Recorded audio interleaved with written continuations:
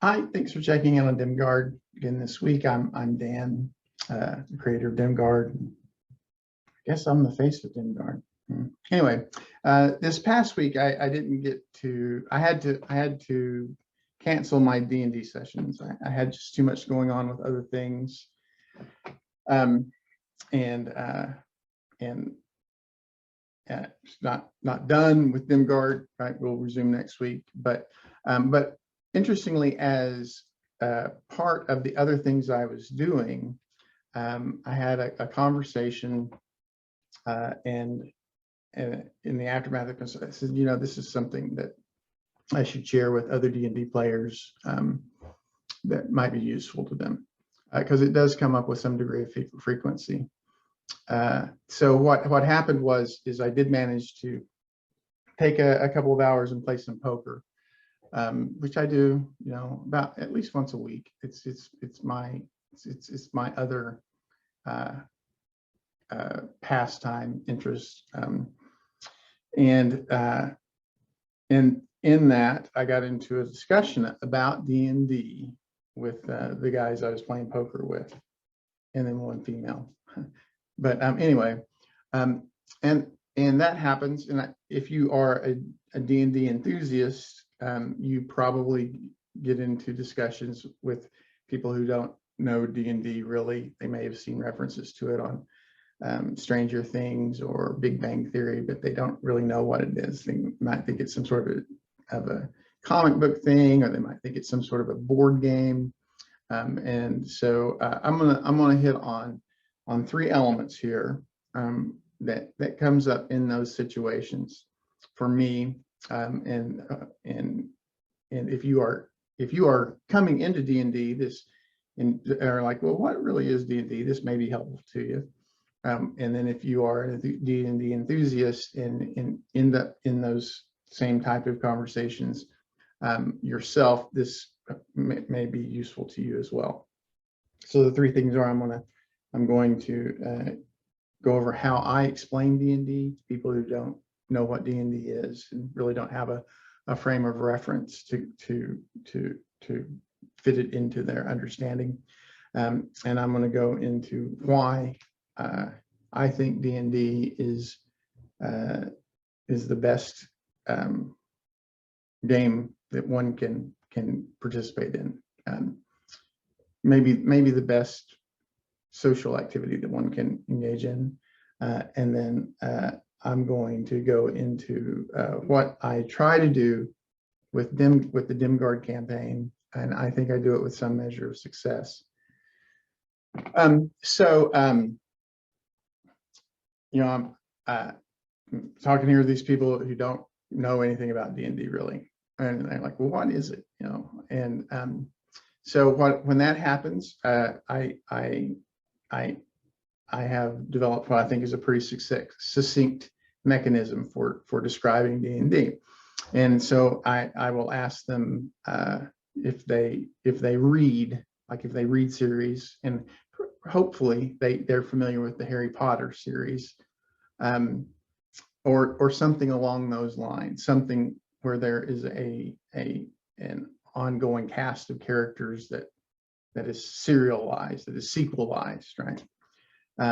And if they're not, then I will say, well, I'll say, well, you've watched James Bond movies, right? Like you're familiar with the dozens and dozens of James Bond movies. And so one of those two is probably good. So, and then once they're like, oh, okay, yeah, I'm familiar with that. I understand how that works. And then I say, okay, well, what D&D is it is a collaborative story building exercise. So we will show up and there'll be like 5 of us, and the goal is to build at one part of that long story in like 4 hours. So the one person, the game master is what they're usually called, there's dungeon master or leader or something like that. So they have all the surrounding information, right? They have like who the bad guys are, and what's going on with the weather, and what sort of vehicles are being used, and they usually have a framework in mind of what the general story is going to be. Like, you know, they think there might be a chase here, or there might be a fight here, right? So, and then the other 4 or 5 players, right, what they're bringing to the story is they're bringing the main characters, right? So in the case of Harry Potter, they're bringing in the Harry and Ron and Hermione. Or in the case of James Bond, you know, in any James Bond, you've got James, and then like every episode, he's going to have 2 or 3 associates, primary associates that he's doing things with throughout that movie, right? So that's what the players are bringing, right? So then the 4 or 5 players, like they will say, this is what my character is going to do, and then the game master, the dungeon master, he will say, okay, this is how everything else in the world that we're talking about reacts to what your character is doing, right? And then at the end of that 4 hours, you have a narrative, right? Like where the characters did this, and then the world did this, and then the characters did this, and the world did this, and then hopefully it's something that is enjoyable and memorable and fulfilling. So that's how I describe D&D to people who have no frame of reference for coming into D&D.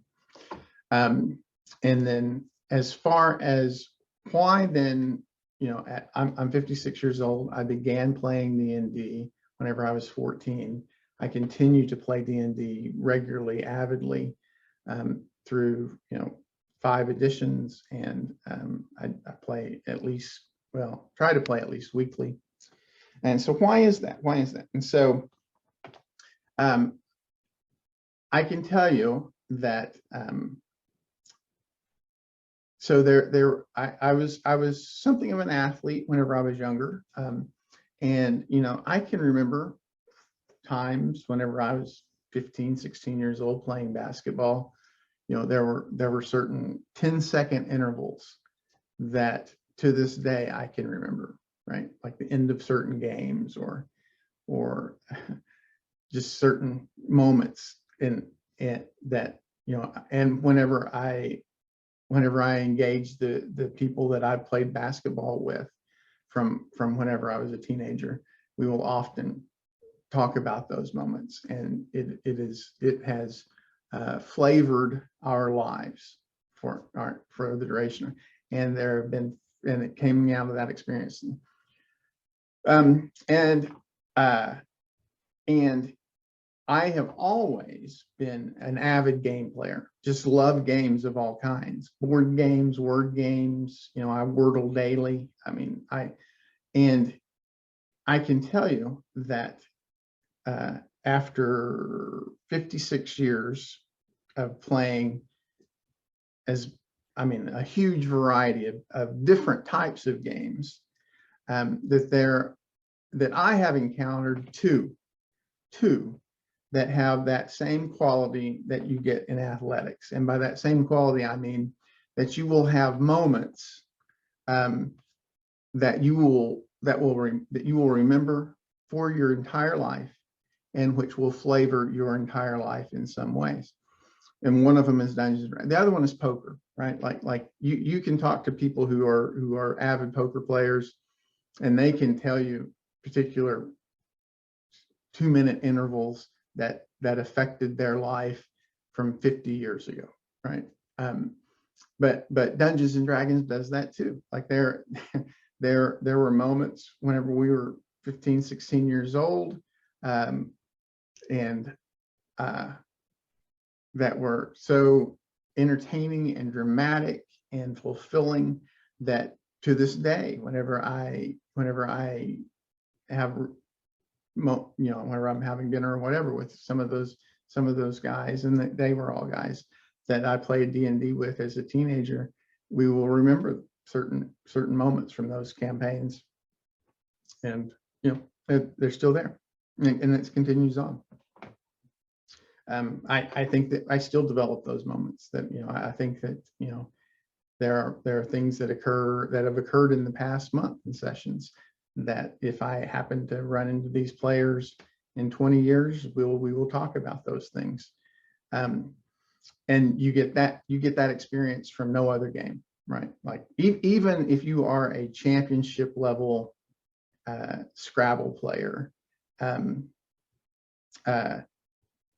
you don't get that from the games. Now, let me qualify that. If you are an elite player who is competing competitively in a certain game, like chess, then you can have those moments like that. You know, there are definitely those moments between like Kasparov and Fischer or whatever. But what I'm talking about is the casual player, right? Like the casual poker player and the casual D&D player.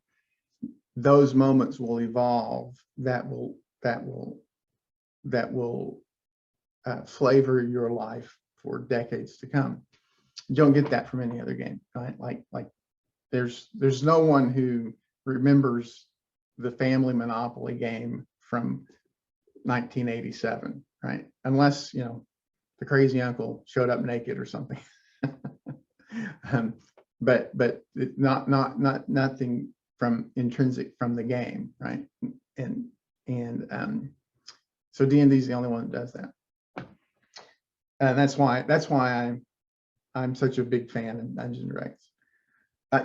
Probably that is the case for other role-playing games, but again, other role-playing games don't have the casual player base that Dungeons and Dragons does. And probably from what I've talked to with people who LARP, people who LARP get that from their experience, like SCA even. But I don't LARP, so and I don't know that LARPing is as accessible as Dungeons and Dragons is. So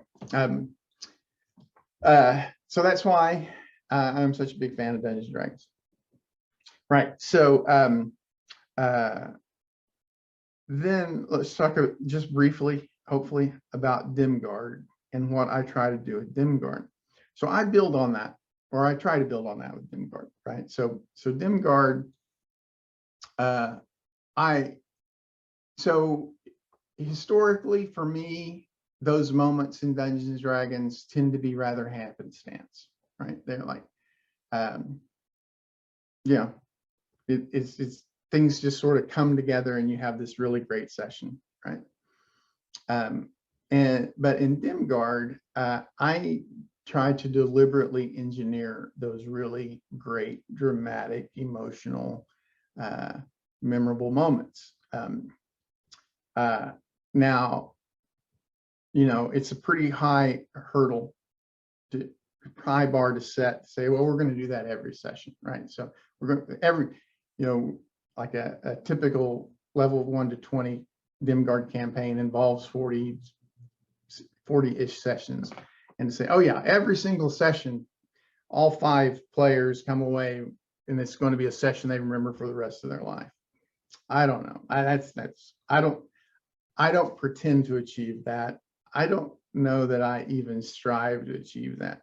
So what I'm trying to do with Dimgaard is, at least in each session, I have put into place in the material the possibility for that, right? The possibility to where players can come together and achieve these really memorable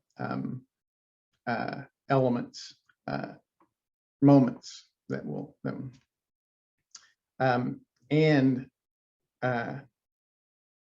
and in particular for Dimgaard, what I draw upon is just as people, we have our perspective, right? Like we live in the world we live in, and we have the biases that we see it through. And so when we look on things that happened historically,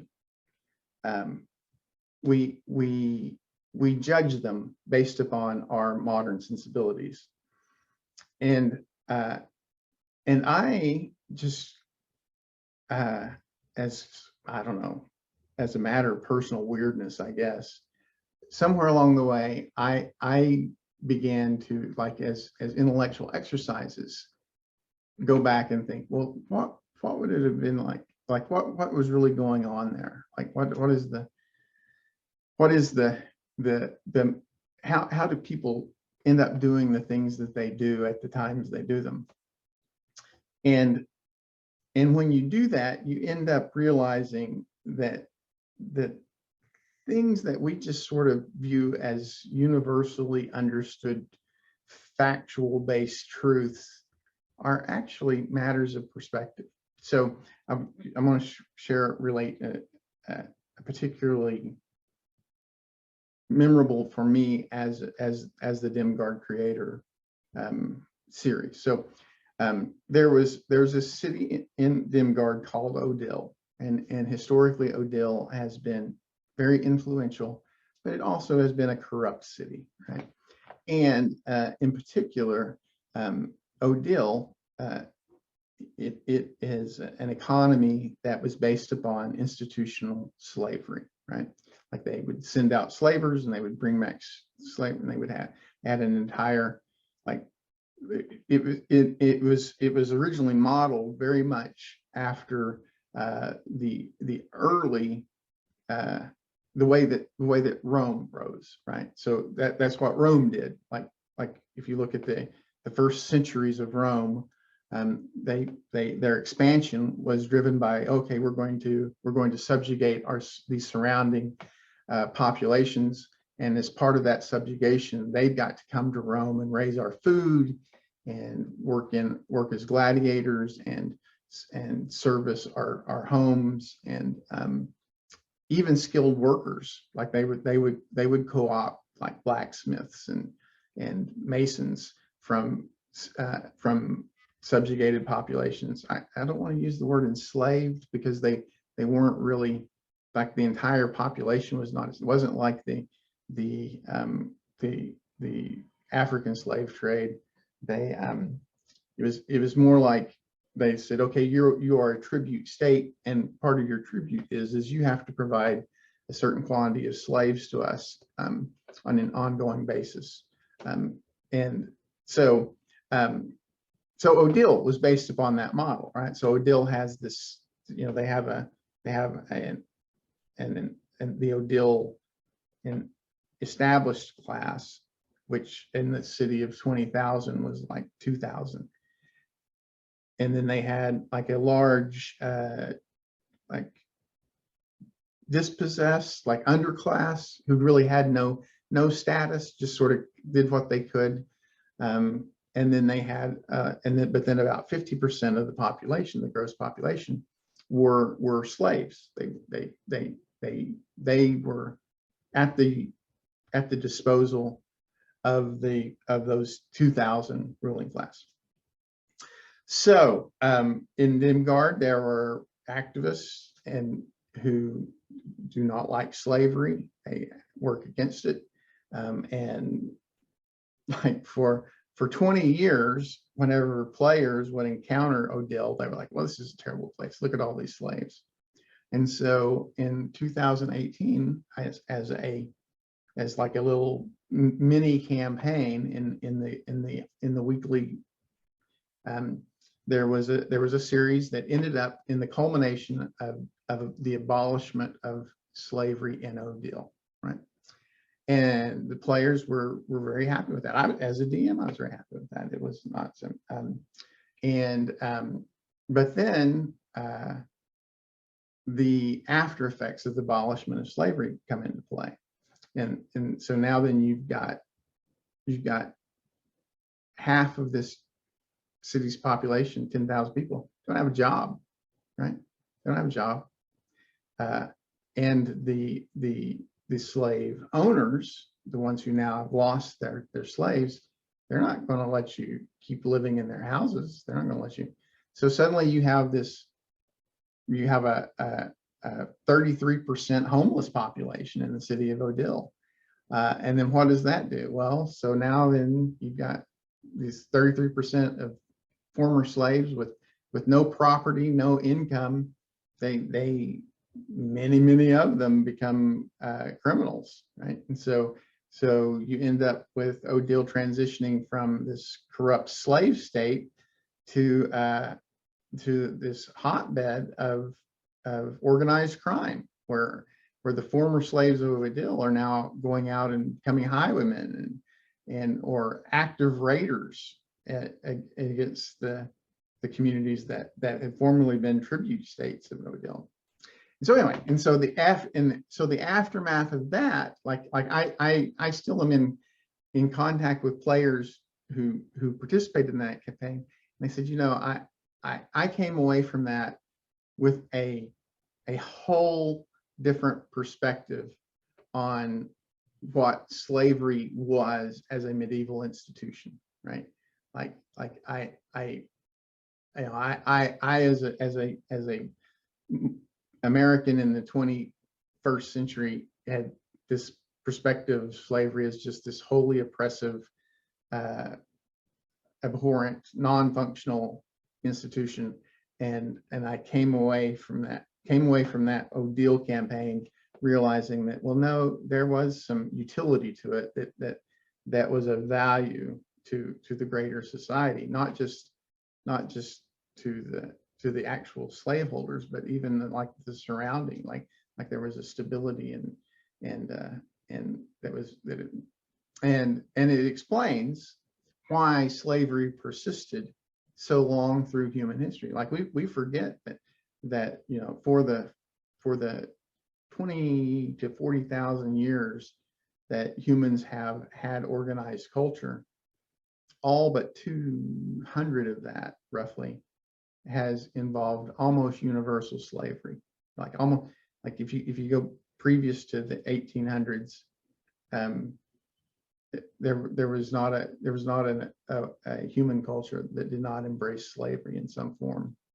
Even Aboriginal cultures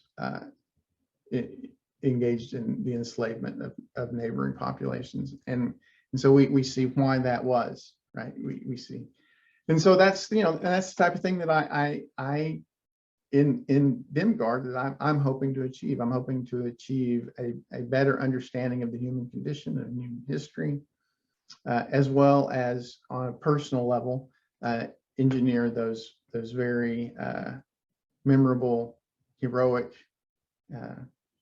flavorful, life-changing events. Okay, so I know that I kind of waxed as poetic as I'm going to get here today, and I appreciate you hanging in there and indulging that vanity. And you know, as always, I may be wrong about a lot of this stuff. Like a lot of this today is just my personal opinion. So you know, I don't purport to have data to support these opinions, and so there's a very strong possibility that I'm wrong. And if I am wrong, if you have a cogent, especially if it's a database position that counters some of the things that I've said, then I would be very grateful if you would engage me in that and point it out to correct my misunderstandings and poorly formed opinions. And so I've started putting my contact information on all various social media channels here. Please feel free to reach out for me or comment on this video itself. If you find these videos interesting or helpful, and please hit the like button so that it's viewed by more people. Come out with one of these D&D Dimgaard videos every week, so you can subscribe to make sure you don't miss any. And so thanks for tuning in, and I hope to see you next week.